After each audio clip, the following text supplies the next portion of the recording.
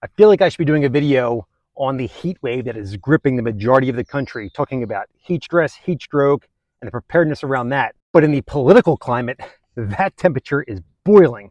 I said in the last video we just did that, number one, if you didn't have a national news alert notification app on your phone, to go ahead and get one, because stuff was literally changing by the hour. And then two, and probably more importantly, I recorded and shared the flight radar screen of the refueling planes surging to the Middle East. And then on Saturday night, it happens. And a major part of that operation was the ability for the B-2s to conduct in-flight refueling.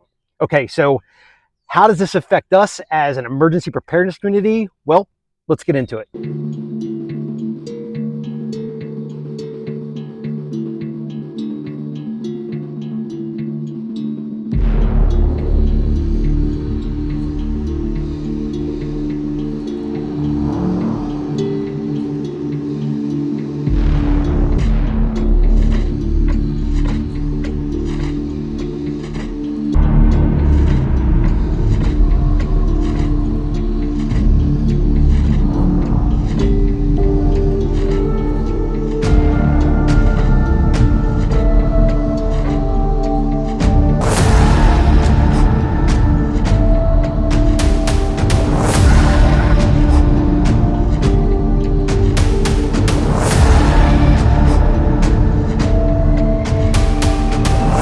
Guys, I still cannot believe the timing or get over the timing of that last video and the events that unfolded literally the following day.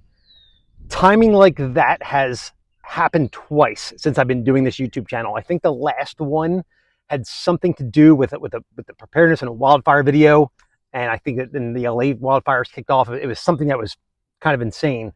But anyway, the need for being prepared and ready for whatever possibilities are out there, I would think at this point in time is going to be mainly sleeper cell activities, attacks on cyber, attacks on infrastructure, or even MACTAC style events are what is the most prominent threat as of this moment in time.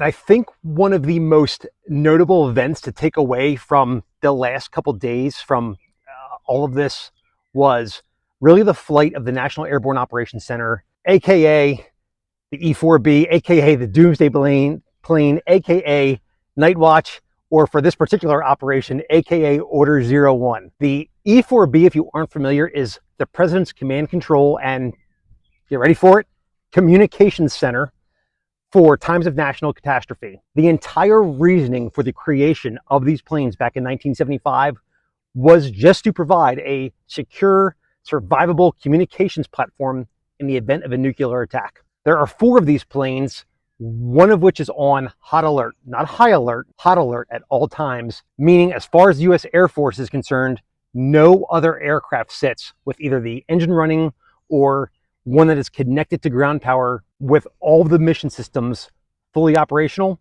except for this particular one, just to ensure that all of its more than 40 communication systems are operational and integrated into the U.S. government network. And the fact that the plane flew is not that big of a deal at all.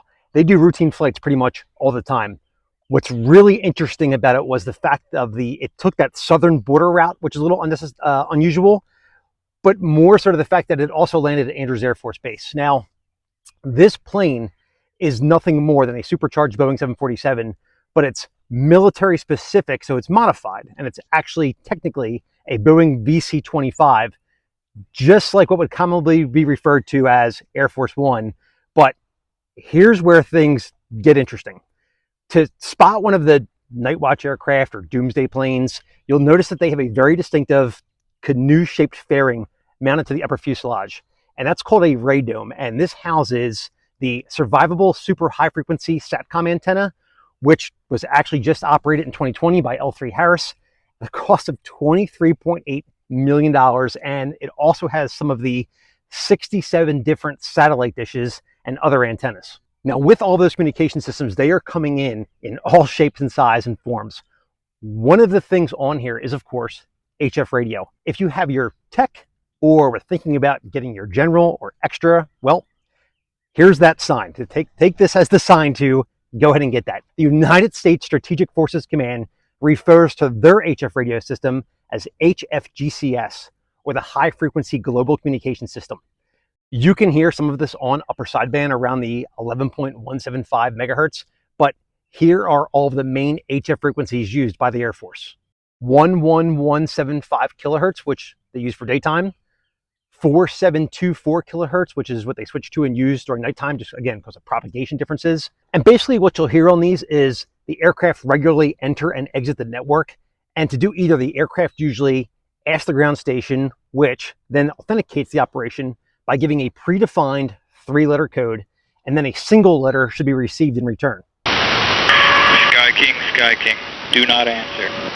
Halfback, time 04, authentication, Romeo uniform. I say it again, Sky King, do not answer. Halfback, time 04, authentication, Romeo uniform. This is Roswell out.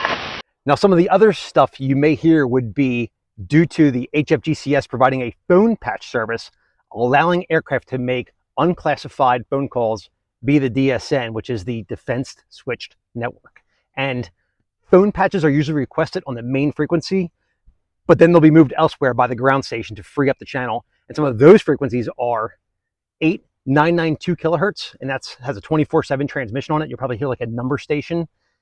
6712 kilohertz, 6739 kilohertz, 13200 kilohertz, and 15016 kilohertz.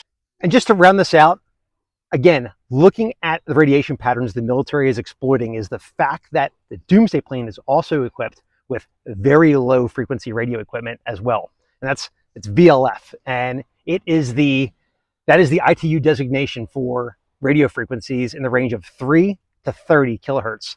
It has corresponding wavelengths from 100 to 10 kilometers respectively. Now, due to its limited bandwidth, voice transmission is highly impractical in this band, and therefore only low data rate coded signals are used. The reasoning for using this is that the VLF systems can pierce the ocean surface down to about 60 feet to connect to submarines. But the downside to all this is that the data transfer rates are just appallingly slow. So only very simple things like emergency action messages can be transmitted, and huge antenna arrays are required to both send and receive these signals. And when I say huge, the primary VLF antenna on the E4B is just over 5 miles long. Now, what's really cool about all this, though, is that because of the super long wavelength, the VLF messages, they can be transmitted around large obstacles. And I'm talking large as in they're not blocked by mountain ranges. Now, as far as the ham radio implications are concerned, because I think this is a lot, lesser known, so if you're getting into VLF, number one, this requires some very specialized kit, but it's also pretty low cost to get into. So that's always a good thing.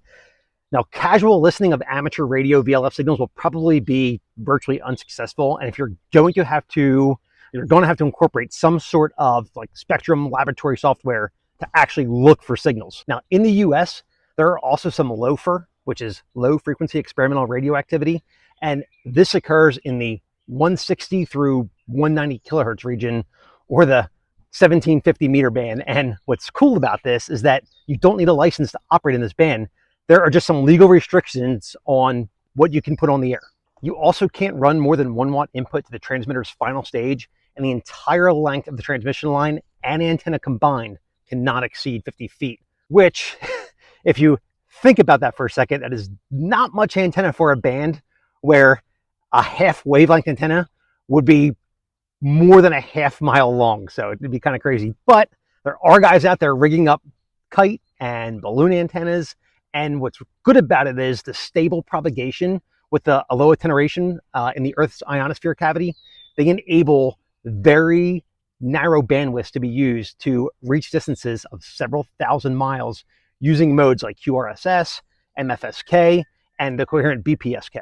And just to reiterate, there's definitely not a lot of activity on here, but there are a few hundred experimenters that occupy the band, and several of them have set up CW beacons.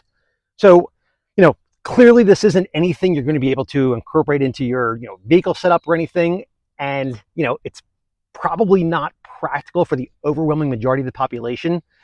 But I figured it wouldn't hurt to just put the info out there. And I think the HF information is definitely useful to have. And if nothing else, it just goes to show you that even our, military, with all of the tech that exists out there, that everything that they have access to, having, simplex comms ability, especially long distance simplex comms ability, is key in a crisis scenario.